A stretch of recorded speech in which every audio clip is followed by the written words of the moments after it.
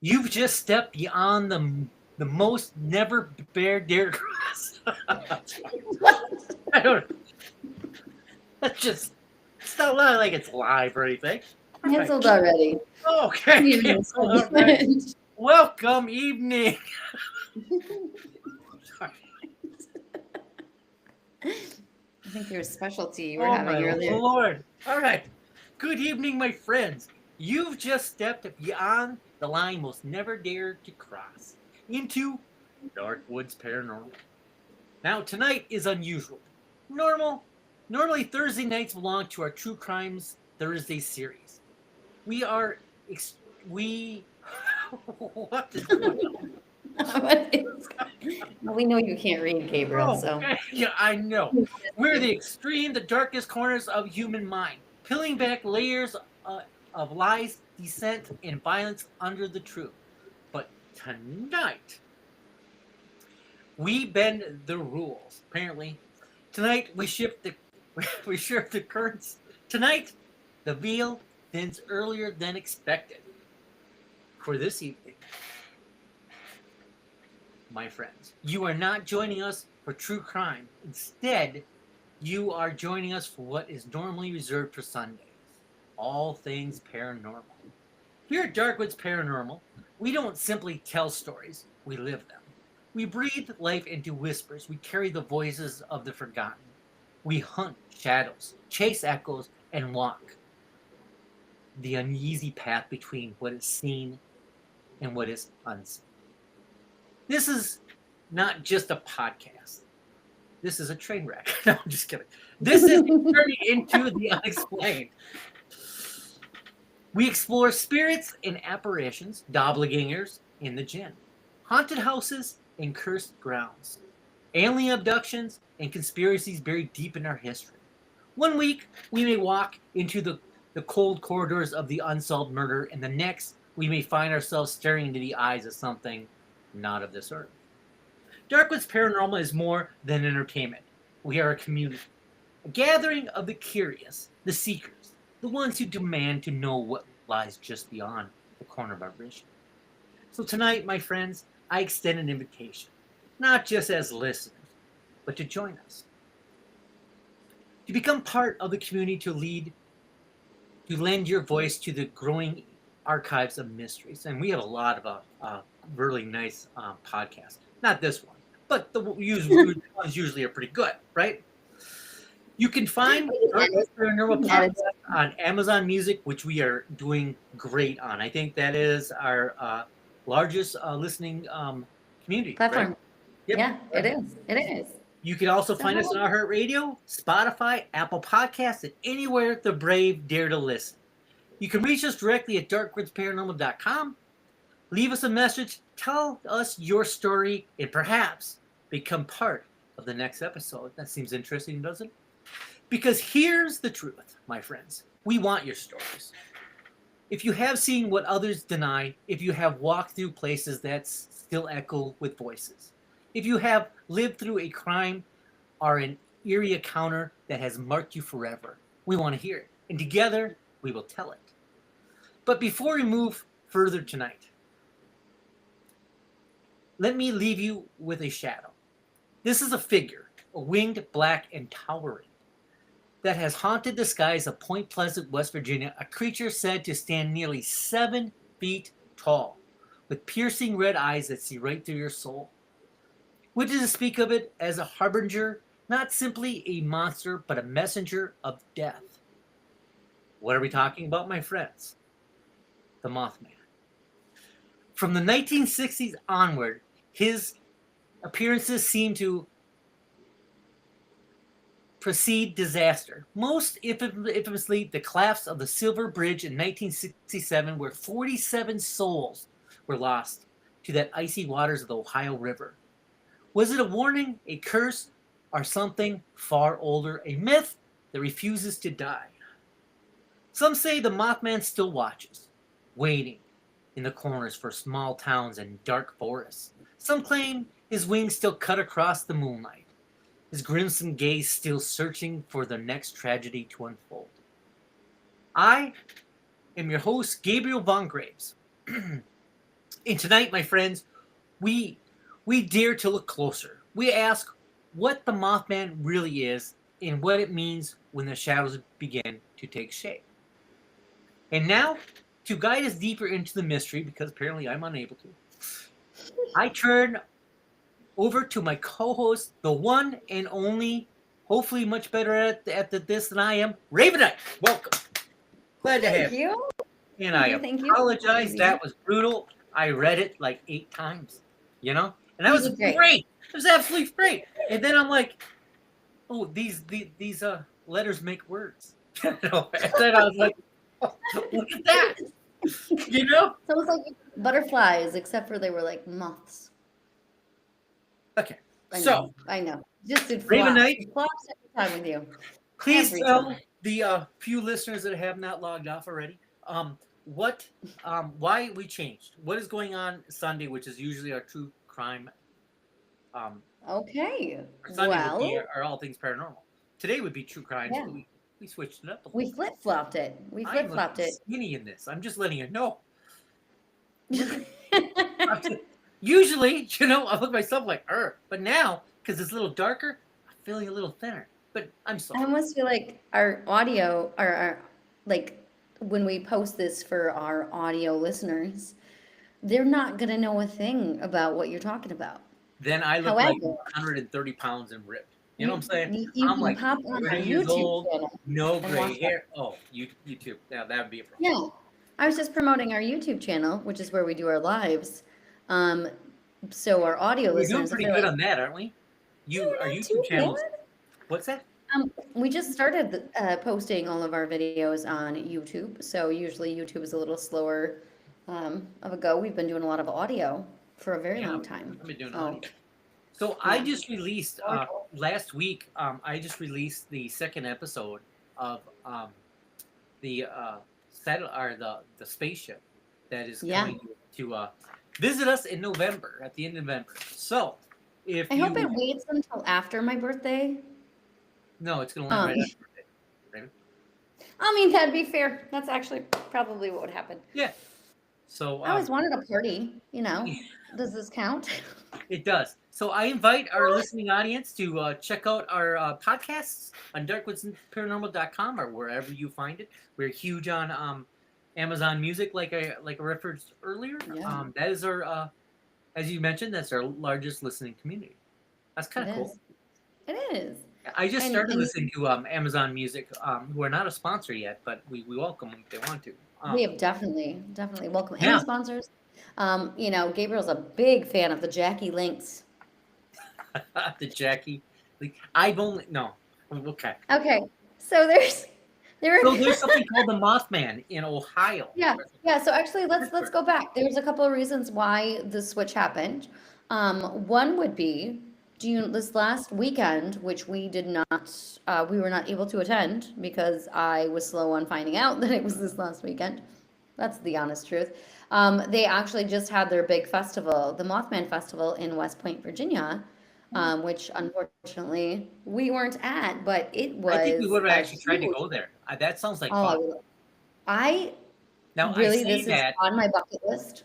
right. Is it really the Mothman? It is. Oh, okay. Yes. To go to the, well, no, not the festival, but just to go and see the giant Mothman statue that's in West Yeah. Point, Virginia. And JD, our good friend from Chumming with the Spirits, actually took a picture of our sign. Last time he was out there, took a picture of our Darkwoods Paranormal right near the Mothman statue for me because he knows I'm a huge fan of the Mothman story. So And, Darkwoods Paranormal was there in spirit. And to our listening audience, we will not be attending the Bigfoot Jamboree tomorrow. Jamboree. Or it'll be Saturday. So Yeah, and that's we another are- reason why I went with this one for today because all of our good friends that we've met via this podcast, or a good chunk of them at least, are going to be at the Bigfoot Jamboree on Saturday, Oh, and that's in Ohio. it is in Ohio. Yeah, why not cover something that's really close to where they're going to be at? Absolutely, that makes sense. Yeah. And all that to be said, we also do have a special guest on Sunday. We have two special guests, but they're going to talk about their podcast. And what is their talk about podcast? the time. Their podcast is Speculating Wildly About Crime. So I actually was on that podcast before I was on this podcast. And they are going to come on, talk about their podcast, but they also are going to present a case for us to, I want to say, like, talk about and get the details of. So that Is it a will good be case? Do you, do you know what it is it's yet? a surprise. It's a surprise. I think I know what she's going to cover, but I'm not 100% sure if that's the one she's going to Okay. go with. All right. So, and if it is the one that they just covered on their show, I don't know the case at all. So, Well, I like going all to right. some of them blind. Yeah.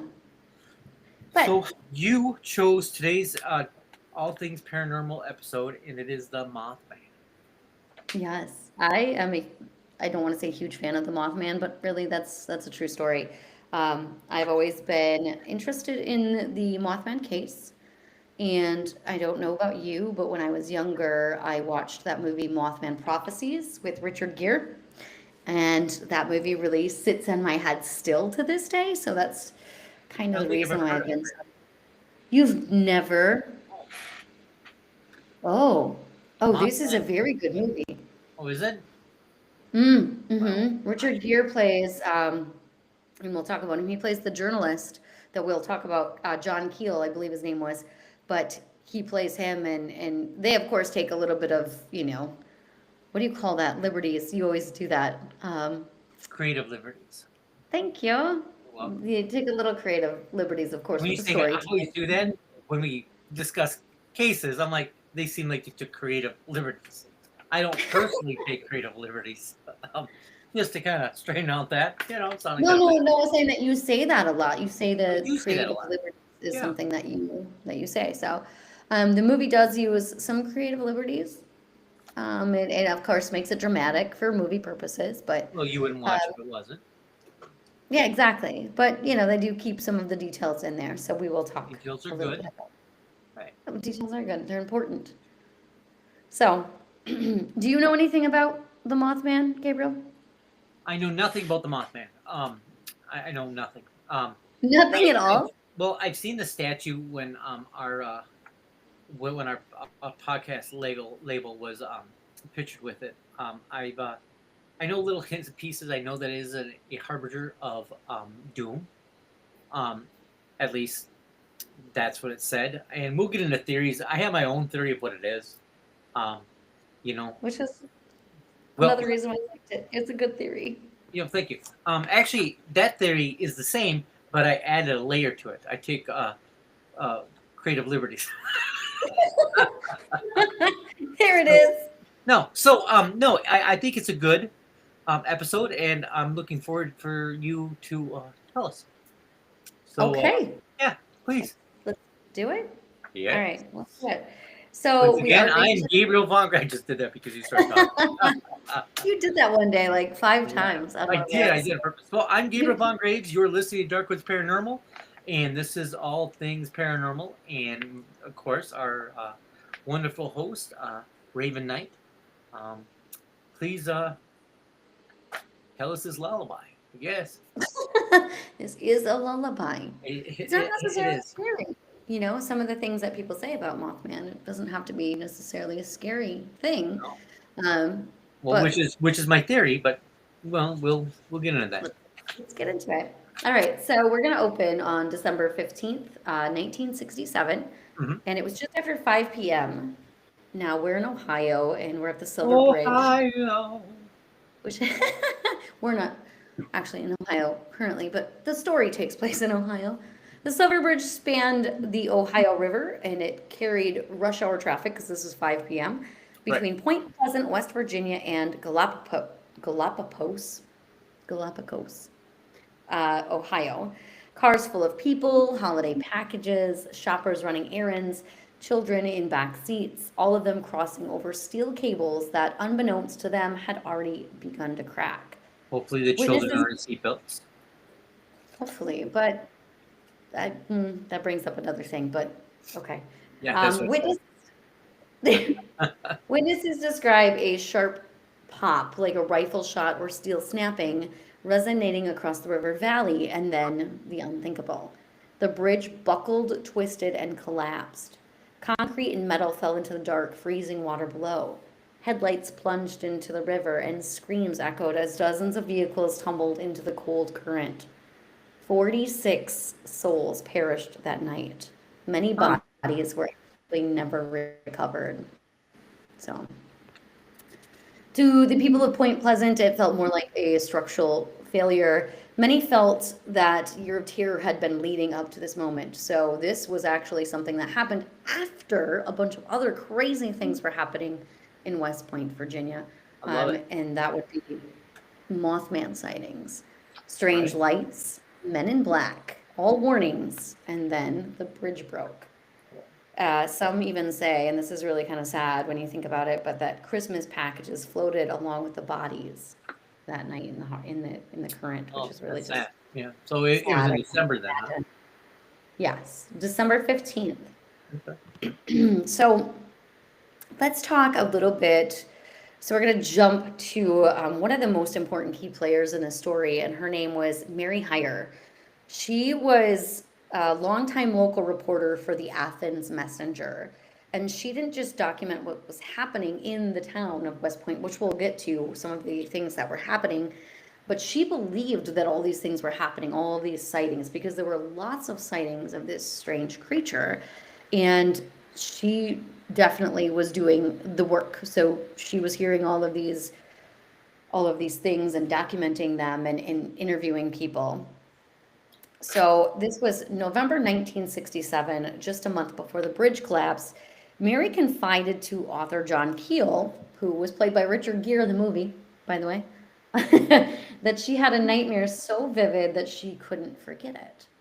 In that dream, she saw people drowning in the river, Christmas packages, the same holiday parcels being carted across the bridge floated among the bodies. Mm-hmm. The river was flooded with grief. This is the dream she had a month before the bridge collapsed. Okay. But everyone who heard that dream later, of course, said that this wasn't a dream. This was a premonition of what was going to happen. Sounds like it. And yeah, doesn't it though? It was like a warning, right? So Mary, when she looked back on this, obviously, like, you have a dream and then this big thing happens. Now she's like, okay, we need to like go through some stuff and piece together some things. So she poured through reports and took calls from terrified local residents who claimed in this town to have seen strange lights or strange creatures. And sometimes her phone would ring and there would just be like scratchy noises on the other end. It would just be like there was no voice, or there was a voice that was really like weird, I guess you'll say. And then Men in Black started showing up at her office. Uh-oh. So Men in Black. I like it. know about the Men in Black, yes. And Absolutely. honestly, when we talk about Men in Black, I always think about, well, the movie Men in Black, and then the Will Smith song that's in my head currently because of that.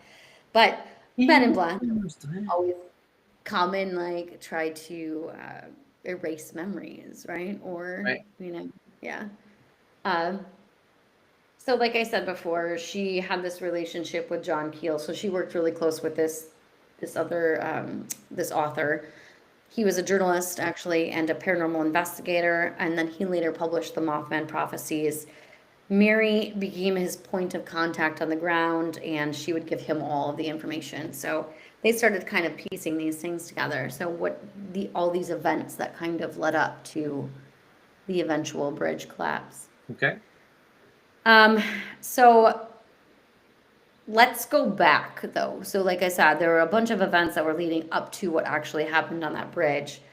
And we're going back to November of 1966. So about a year prior to the collapse itself, there were 5 men that were digging a grave in Clendon. I'm not sure if I'm going to say that name right, but Clendon. I think you're close.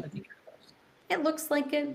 Yeah. But they were West Virginia, right? So they're in a cemetery. They're digging, and without warning. So they're there. They're doing their job, and then a strange shape appeared overhead. It was something larger than any bird. It glided silently past the tree line with its wings spreading wide. The men dropped their tools, hearts pounding, watching in frozen dread. Some say one of the very first that this was one of the very first recorded Mothman sightings. So by mid-November, word had reached Point Pleasant, and Mary Hyre's paper published a front page story on November 16th, 1966. The story was called Winged, Red-Eyed Thing Chases Point Pleasant Couples Across the Countryside. That being said, that's because within the next I want to say a couple nights later, there were two couples, Roger and Linda Scarberry and Steve and Mary Millette. They were driving past the old West Virginia Ordnance Works, often called the TNT area. So this was a place that was a complex from World War II, and it was abandoned and overgrown, and half-buried igloos, storage bunkers, rusting gates, tangle of wood. So you're just imagining, out in the middle of kind of nowhere, this abandoned place, some hidden tunnels down there as well. So they're out there, they're doing their thing, and these couples are, and then they come across another winged creature. So one of the claims of this Mothman essentially is it's about 7 feet tallish wingspan. I mean, there's been so many different reports of how big this wingspan is, but obviously it's this huge, massive creature with glowing red eyes, and this is what they saw. It's a really dark looking creature. They're obviously terrified. And this kind of reminds me of the case of Benny and Barney Hill. If you remember when we covered that, and they were Benny and Barney Hill. Yeah. Yeah. So that's kind of what happened in this case as well. They saw this creature, they freak out, they get in their car, and they start driving, and they're driving relatively quickly. I mean, we're talking like speeds of 100 miles an hour. And this creature is keeping up with them in the sky. Yeah. Some even say that it was going like vertical. It was flying at a weird, not a way like a bird would fly. So they go back in town and they report this encounter.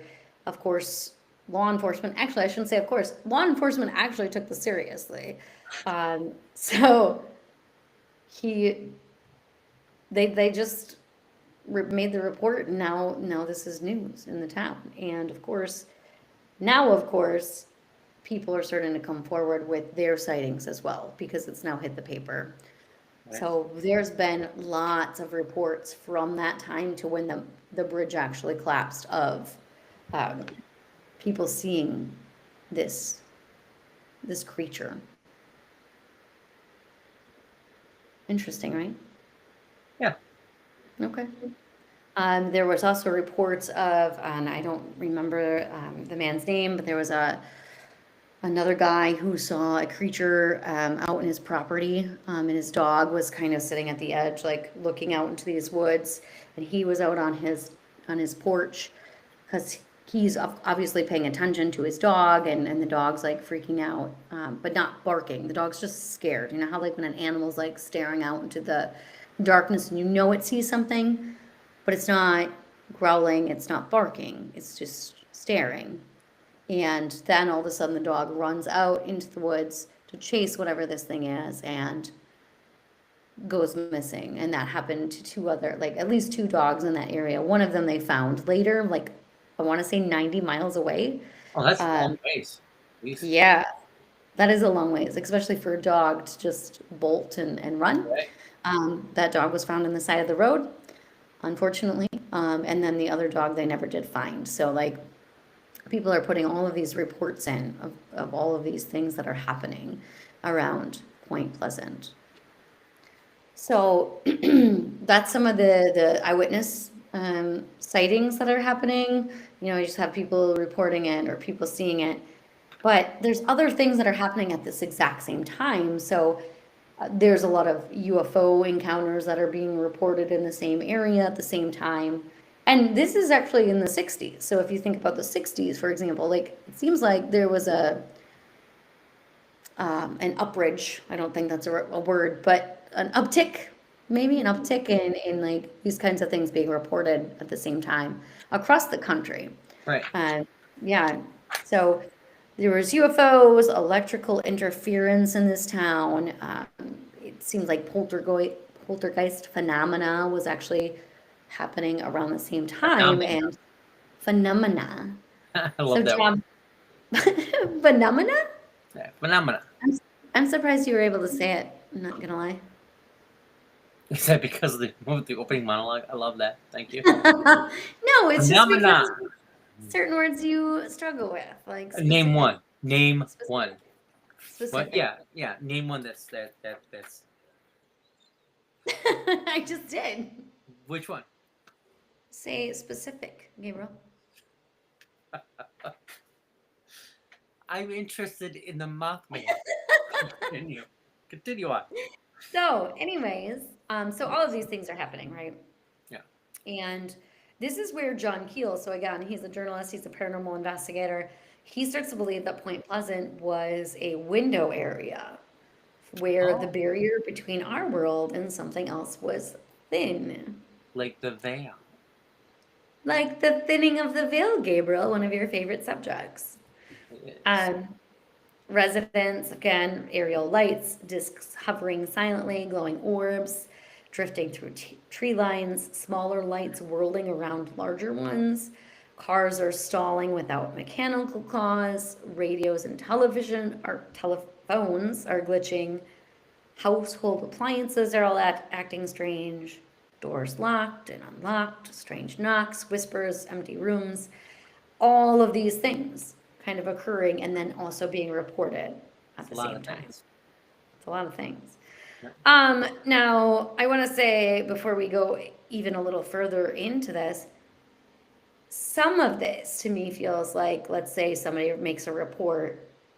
I never want to discredit people's personal experiences, but some of it does feel like somebody's making a report and then somebody else is like, oh, yes, I've also had these experiences.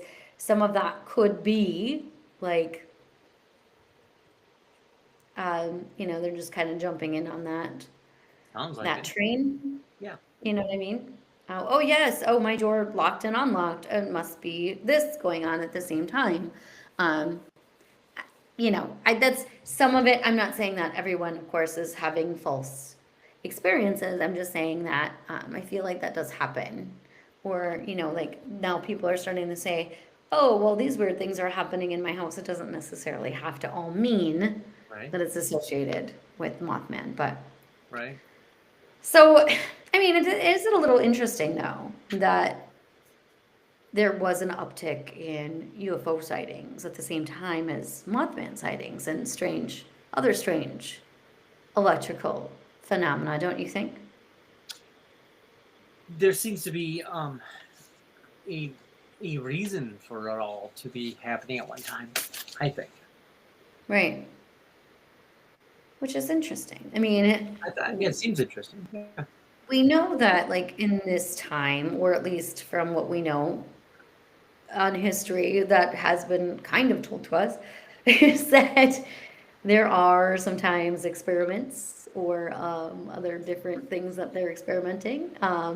And there was that TNT plant. My other thought is, could there be something that they were messing with out there? Um, it might have been abandoned, and we're going to air quote that. Could it possibly have been something, that the government was doing out there? And now we've got weird electric phenomena and strange I feel things. that I can't remember, but I think we talked about an episode where there are we looked at going to a place that was like abandoned um, base that was all flooded, full of swamp and stuff. Yeah.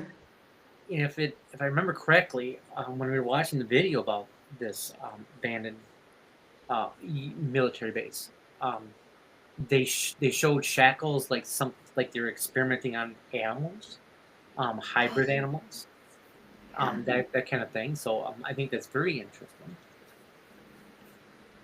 Or if you think about um, if you think about electromagnetic stuff. Like, what if it was a highly electromagnetic area at the time?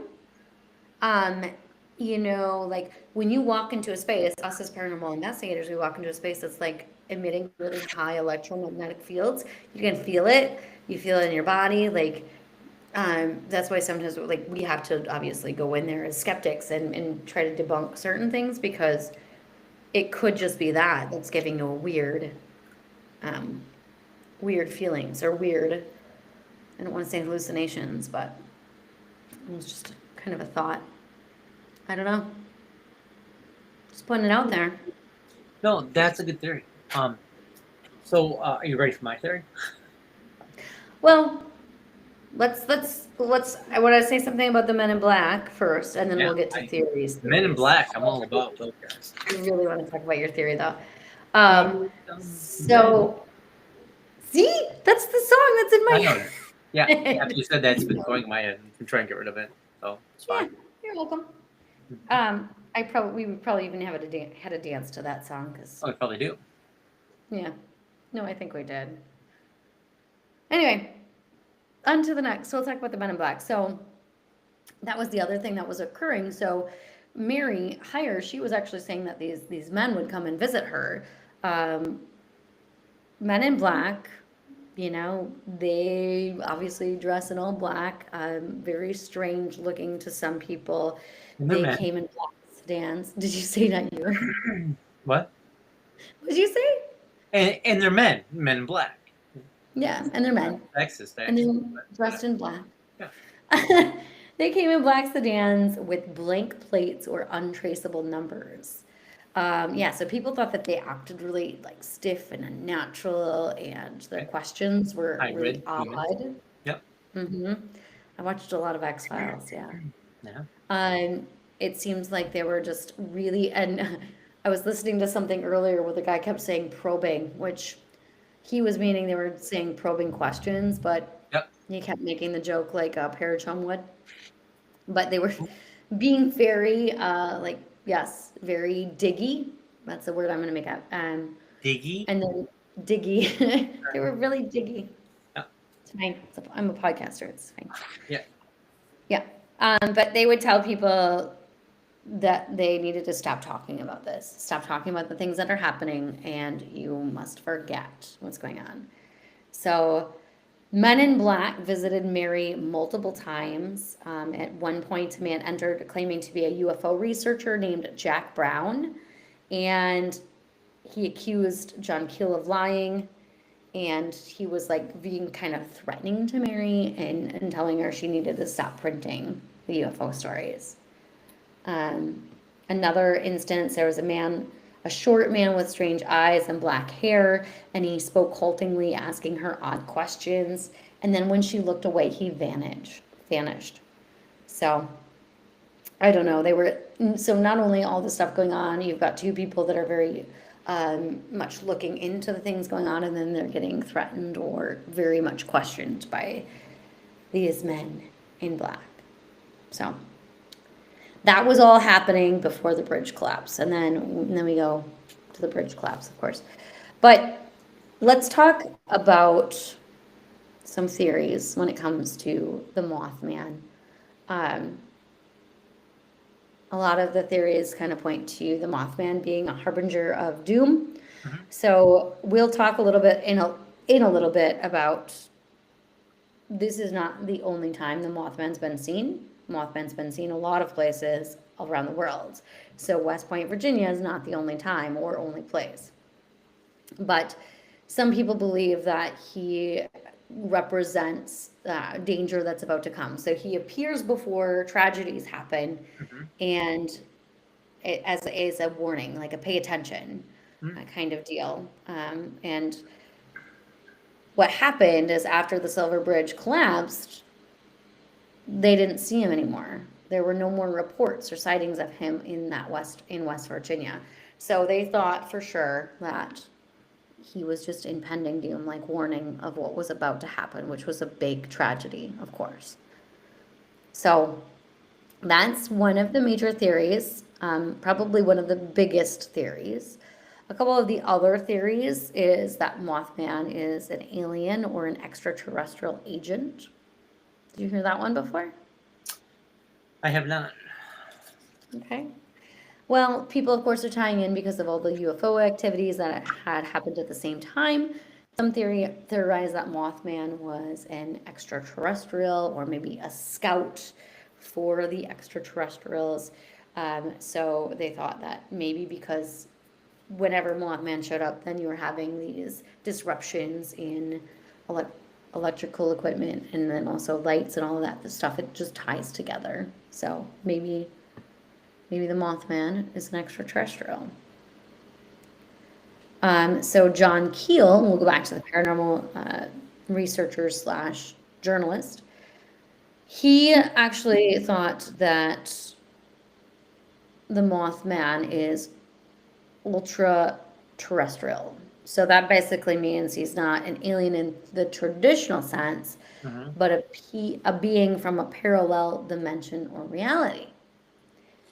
So he appears at the margins of our own reality, like that window area. Maybe when the veil is a little bit more thin, then we're able to see Mothman. And that's what John Keel kind of believed, that this was a being that existed elsewhere, and we can sometimes see him when the veil is thin. Of course, we always have our skeptics, which would, maybe some people thought it was a hoax. Me? Some people thought, yeah. No. All these things are hoaxes. Skeptics, of course, a giant bird. One of the ones was a sandhill crane. I mean, sandhill cranes They're pretty big. but are they 7 foot tall? No. And their wingspan really isn't. I will say, I mean, when it comes to the couple driving in the car and they're going like somewhere around 100 miles an hour and they still think that they're seeing this creature, we could actually say, do they really know they're going 100 miles an hour? I mean, they're gonna exaggerate. Their anxiety or their adrenaline's probably running super high. They're exaggerating. Maybe they're just misremembering. Well, yeah, you know what I things mean. like that happen. I don't know. So you experience something that's rare, and you're trying to piece it together. I can see how you would maybe misremember things. Absolutely. It's like your brain is trying to fill in those blanks again, which is what we've talked about before with like True Crime Thursday. We talked about how eyewitness accounts aren't always credible because our brain can't make sense of what's going on, so we need to fill in those blanks. And so we're going to be like, oh, we were going 100 miles an hour and this thing was keeping up with us. And it's not that it's wrong. It's not that. It's just they believe this is what actually happened. Oh, absolutely. Yeah. I mean, could it be, an animal that somebody or people were seeing? Yeah, could be. Maybe. But, I mean, again, coincidence, I don't know. Maybe I'll tell you what I feel about coincidences. Some paranormal researchers argue that Mothman sightings are like energy. Yeah. That it has been caused by energy. So psychic echoes triggered by trauma or collective fear. The creature is less a physical being and more of a manifestation Yeah, I can see that. which we've talked about before, like creating. And then the last theory would be the phenomena was concentrated around places, the TNT plant, abandoned zones, riverbanks. Many believe that these are threshold zones where the boundaries between our reality and other planes are weaker. So during certain times, this is something we talk about a lot, Gabriel, but weather, geomagnetic stress, human emotion, the veil thins, letting creatures or anomalies and eerie energies cross over. So back to that thinning of the veil. Okay, so those are some of the theories. They're pretty good theories. But I want to talk. Let's kind of go back to theories. I want to talk about your theory. I remember we had a conversation about this, gosh, a long time ago, I want to say. Yeah.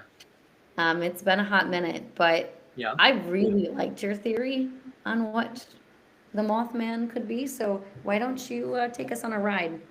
Well, the Mothman seems to be known as a harbinger of death because it shows up in disaster, right? Or before disaster. Um, I think it may be a warning. We know that gargoyles were originally set up to ward away evil spirits, right?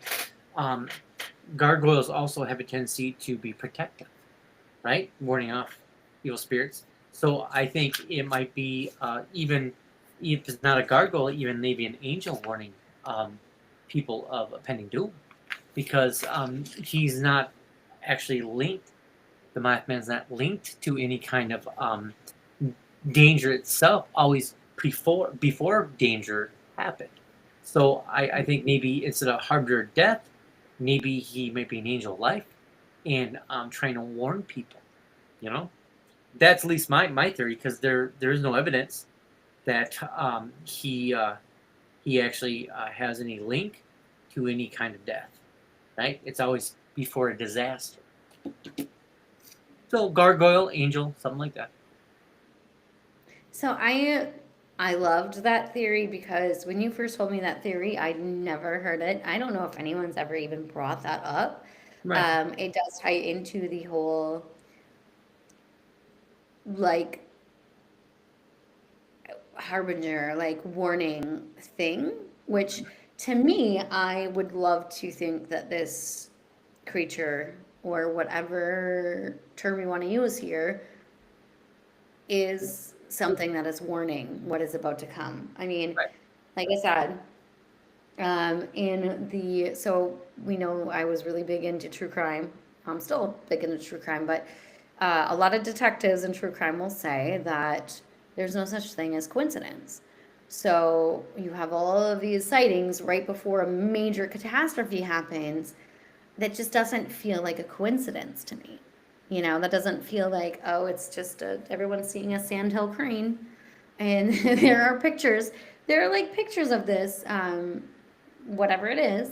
Um, I mean, sure, things could be hoaxed. And of course, the further we get in the AI world, Right. it's just going to get harder to disprove, or harder to even prove, I should say, not disprove. It'll be harder to prove that things are actually real or that we're actually seeing what we think we're seeing. But I love that theory because it's a very different theory, I thought it was. and I think it makes sense. Right. I think it does. So, okay, you're gonna say Mothman is not an alien. Well, I mean, aliens don't seem to be. I mean, they hover around disasters, like when it comes to wars and stuff like that. There's evidence to prove that people do sight them around those areas. However, I don't know if UFOs are linked to warning people of danger, but I do know gargoyles are, at least from folklore, right? So Right. that's why I'm kind of going gargoyle or even an angel. You know, there's good gargoyles, they're bad. I mean, you know, I don't know one personally, but you know, when I was reading about them, Maybe we need to do an episode on gargoyles. you know what? I bet you we could. I think you should. We should. You should. We should. This coming from the man who did a episode on leprechauns. I feel like Okay, before you gargoyles. knock the leprechauns, it's a thing, right? They're protectors of land. They're rooted in history, and if our audience gets a chance to listen to it, the music's rocking. You know what I mean? It is rocking. Good music. You know, It's very impressive. I worked hard on finding something that would match the rhythm of a leprechaun. How do you do that, right? You can't hear green, but I can make you imagine it. You know what I mean? And You did it. you being 3'2" and Irish, you should be appreciating.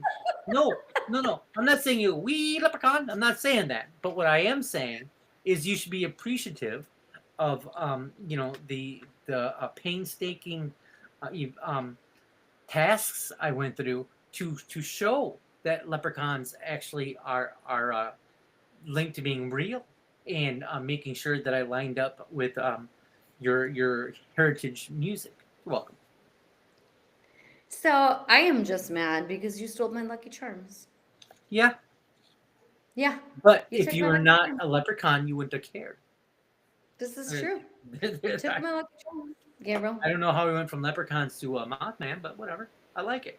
No, no. We went from Mothman to Leprechauns, but we're talking about like, um, just how you should do an episode of Gargoyles. That's actually how we got here. I really should. So I have about 7 episodes. I'm just looking at them right now that I have to read through. I'm almost finishing the ones of Gabriel Descends on the Smoky Mountains. Which I were want to amazing keep up. posters. Yep, and I do posters, and then I have some alien ones, and then I will put gargoyles on my list because I think that'd be a very interesting episode. And if there's anybody wanting to contact us, let us know if you want to hear an episode on gargoyles. We'd be happy to do it. I would love to hear an episode on Gargoyles. You don't count. But I want to hear one If because, you're like, 3'3", maybe, but you're only 3'2". I think, you know what I think? I think it'd be interesting to hear an episode on Gargoyles because when you told me you were doing an episode on leprechauns, I literally was like, okay, okay. And I And laughed. then I remember letting you know that, hey, it's done. I just uploaded it. And you're like, you really did one on leprechauns. And I said, Uh-huh. oh, yeah, leprechauns. Yep. And then you listen to it. You listen to it, and then you're like, Gaves, that was actually pretty good. And I'm like, why would I do a bad episode? I only do that with lives. I don't do them I don't waste people's hours. I guess I do because this is live and they last about an hour. But, usually, our podcast, there's a lot of thought that goes in there. And I think exploring the spectrum of gargoyles, and they are rich in history, I would love to do something like that. Absolutely. And if I remember right, I mean, about gargoyles, they have been seen. There have We been, have been seeing. people that have claimed to have seen them, just like the Mothman. So if you think about what we were just talking about misremembering, why couldn't they have seen a gargoyle and got how tall it's wrong? Our gargoyles are usually a little bit more built, a little bit more stockier. It's very possible that almost all the sightings are always at night. So we do know that your perspective at night is a little different. Us being Dark Woods paranormal, right? We know going on investigations that when you hear noises or you see objects, they're a little bit different. They might not be what you think they are. So I definitely think gargoyles could be a very good running. Gargoyle that's protecting land, an area that doesn't want any more disasters. Maybe it's a cursed land and he's there to stay away the curse. I mean, we get throw leprechauns and gargoyles together if you want. I'm sure I can make that link. I think you did. I think that's a pretty good link. Well, remember I did the link between aliens and ghosts, right? Yeah. I mean, it's very credible. It could very, very well be. I invite our audience to go back in the archives and listen to some of those. They're really good theories, especially if you enjoy theories. It does walk you. Yep, it walks you through a different mindset on how to perceive things. So I was gonna say, actually, you saying that was another one of those episodes. What you brought up to me, because when we do the ones that were just solo, we don't really talk about it. You do it, and then I do it, and we just post it, and it's a thing. But you brought it up to me and said, I really wanna. This is what I'm doing, and I was like, how are you gonna make this connection? yeah. Half the time we go in, and I'm like, okay, Gabriel, let's see, and then we come out and go, huh? Yeah. Okay. Well, so the process to doing episodes is I actually start writing things down. And to me, it's a lot like writing a book. I'm not giving myself too much credit, but you have to come up with a theory. You have to come up with the body, and then you got to come up with how it ends. And I use my imagination. I do a lot of research, and then I try to figure out how would they connect if they really did. So I have it on a piece of paper, and I just start, and before I know it, it kind of starts filling up, and then I research to make sure things are correct. That's why it takes so long, right? So a concept of an idea could be 2-3 months in the making before I'm even able to even get it into the studio. And then studio. I mean, look around. I'm in the middle of remodeling it, so all these Can't things. wait to- But what? I can't wait to see the studio when it's done. Oh yeah, well it should be done. I should get it done here. I just had the wall behind me left, and then ceiling, and then I'm gonna furnish it, and then hopefully I'll be able to. The sound will be a little bit different because I'll have a different stereo system. The lighting will be a little different because I'll have my studio lighting back in. So, but I enjoy doing episodes. So, going back to how to build them, it's months in the making just for one episode, and then the enjoyment of it is people actually enjoying listening to it. We have episodes out there that have 500-600 listeners, and some that have 3. There's none with 3, but it feels like because they're so far behind. Yeah. But I think a episode on the gargoyles, and then somehow linking that to natural disasters, and even bringing it back to West Virginia, I think that's very credible. I think that's something we should really look into. Oh, I love that. I think that's something we'll have to plan to do Then for what sure. we'll do is we'll launch it at the Mothman Festival next year. We'll actually get a booth. We'll talk about maybe setting up a speech engagement. That sounds like fun. Oh, I love this for us. Yeah. Okay. I've never been All to right. West Virginia. I was close, I don't maybe either. in Tennessee and the Smoky Mountains, but I'd be very interested in going to West Virginia, especially to the Mothman Festival, and then maybe sharing our theory of what the Mothman could be. So I absolutely love this idea. I've Yeah. always wanted to visit the Mothman Museum. Like I said, ever since that movie came out, and I want to say, I don't even know what year that was. I have been very, very interested in the Mothman, and also very interested in, well, I mean, we know out of the two of us, I am the more believer in the cryptids. I Right. do think that Mothman, with having so many sightings in that 1 year time frame, that seems a little bit more credible to me. Um, this being said, I do want to talk about some of the other sightings because that wasn't the only time, like I said, Okay. that Mothman was seen. Yeah. So that was in 1966 to 1967. Yep. But in 1986, plant workers and locals saw a huge black, headless, red-eyed wing figure in the weeks before April 26, 1986, where the Chernobyl disaster happened. So there's a Okay. big black winged creature. Yep. Now this story shows up years after the disaster actually happened, but there's people that claim that they've seen it. So the people that worked in that plant claim to have seen it before the disaster.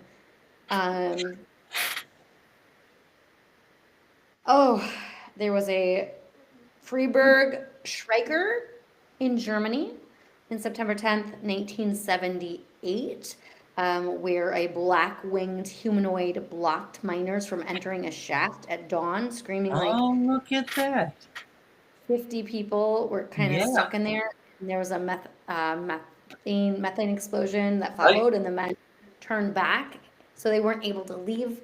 They had to turn back because there was this creature blocking the exit. Yep. And once they turned back, they actually survived this explosion that happened. Again, big winged black creature. Now we go to New York City before 9/11, 2001. There was a Mothman or black bird, a giant one, of course, was seen over or near the Twin Towers right before the Twin Towers collapsed. So I have seen like like pictures that people claim that they've taken. Now, whether we can't really verify, of course, if those are real or not, because we know how things are, but there was that claim. And then this one, you and I actually are a little closer to. So I don't know if you remember back in 2007, the I-35 bridge that collapsed in Minneapolis. I know exactly where I was because I remember hearing on the radio, and I remember them saying I-35, and I'm like, Minnesota. I was actually living on a houseboat at that time in on the Mississippi on the Minnesota side. So I remember seeing the large, long line of cars, and then I remember seeing search vehicles in the waters Wow. because I lived in the Mississippi on a Yeah. houseboat. So yeah. So I remember that actually too. My friend who lives in Minnesota or near, yeah, really close to that, she was supposed to go to work that day, and for some reason she didn't, and she would normally have crossed that bridge. So I remember when I found out that that bridge collapsed, and I just remember I knew that she was supposed to be like probably near that area, and I was really worried, but luckily nothing happened. She did not go to work that day. So, whew. But yeah, isn't Well, that I crazy? have full faith in MnDOT, so I'm sure they corrected all bridges by now. So I really hope yeah, so. But all that to be said, there were people that weeks before this bridge collapsed claimed that they have seen a Mothman or a Mothman type creature right. again before this happened. So, I do remember there was a local radio station. A guy that we both know had a paranormal radio station back in that time, and I remember him actually talking about that. yeah, isn't that crazy? Yeah.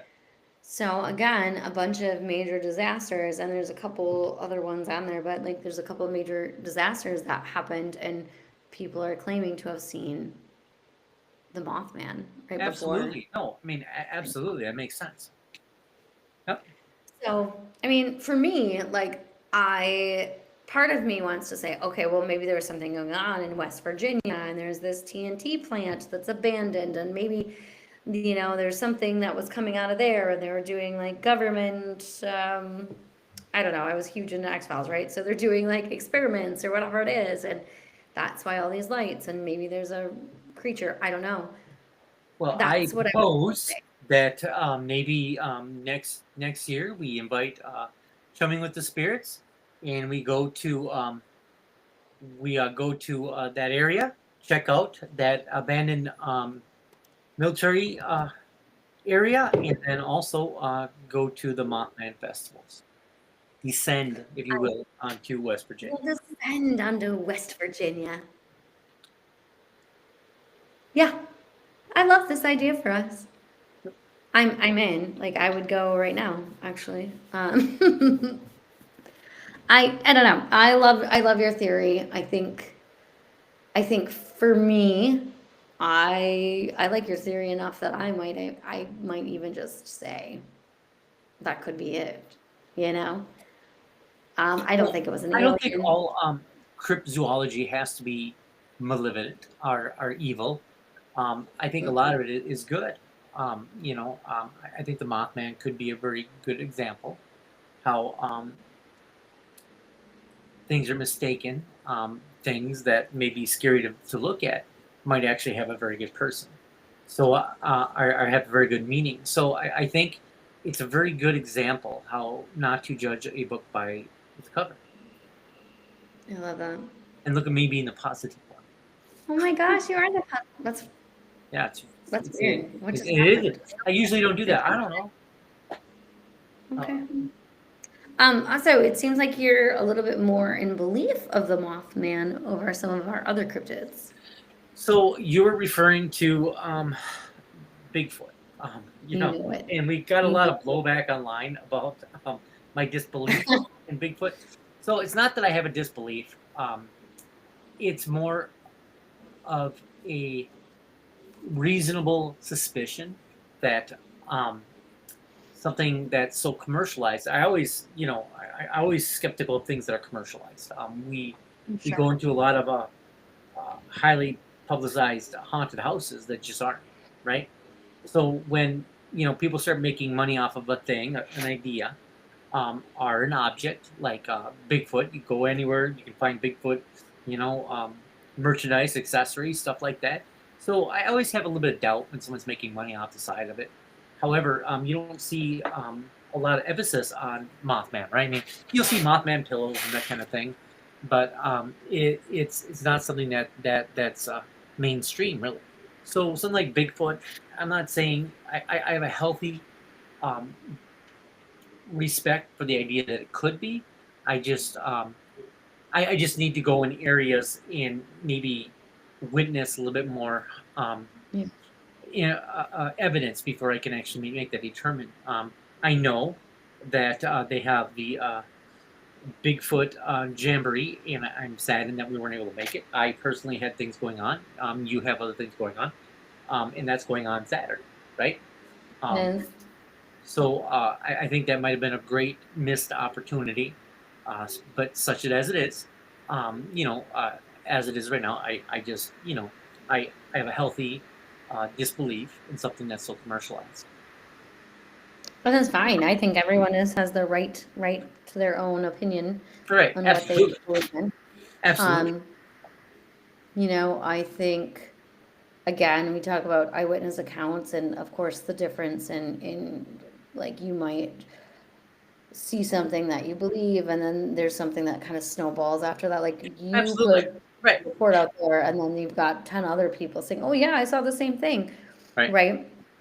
Um, I know that when we talked to John from Myth, Monsters, and Mullets, I actually really liked what he had to say about. No, Uh, he was a good interview. I enjoyed he talking was to a him too. fantastic interview. Yeah. Um, you know, and I really enjoyed his theories. I think he'd be a fun guy to go kind of hang out with sometime. And I'd Oh, love for to have sure. him back on the show. We'd love to have us on his show again. So we'll definitely try to realign that in the future. Well, I mean, his whole thing was, there are people out in different parts of the world who have seen the same things, and I'm just kind of tying this back to Mothman a little bit.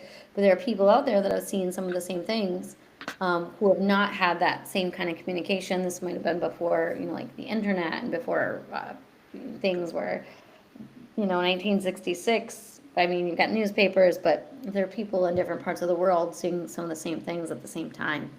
That's going to be it's a big sign, I think, that certain things are happening. Or if you talk about like the indigenous people, for Right. sure. Like And I if can they've had, see it. I can see if there is a Bigfoot, it being related to some kind of a religious expression when it comes to like Indian folklore, that kind of thing. I'm very open to that. I would like to go and see more evidence. I've experienced things in my own neck of the dark woods.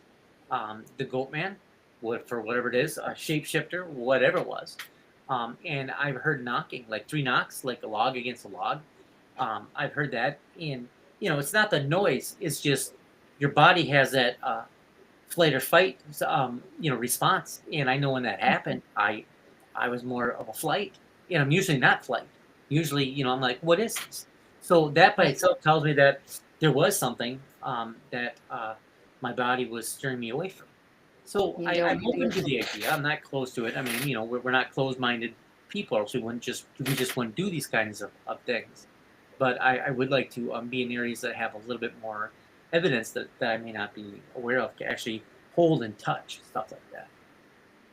So that you brought up an interesting thing. You said something about I always do. shapeshifters. The shapeshifters. Yeah. Yeah, you said something about shapeshifters. We didn't talk about the potential of Mothman being a No, shapeshifter. I'm gonna stay with gargoyle. Okay, all right. Yeah, I'm just yeah. saying. I mean, I'll could go it have down been a that rabbit shapeshifter? hole. It's fine, but I think my theory of a gargoyle being protective, to me, it feels more right.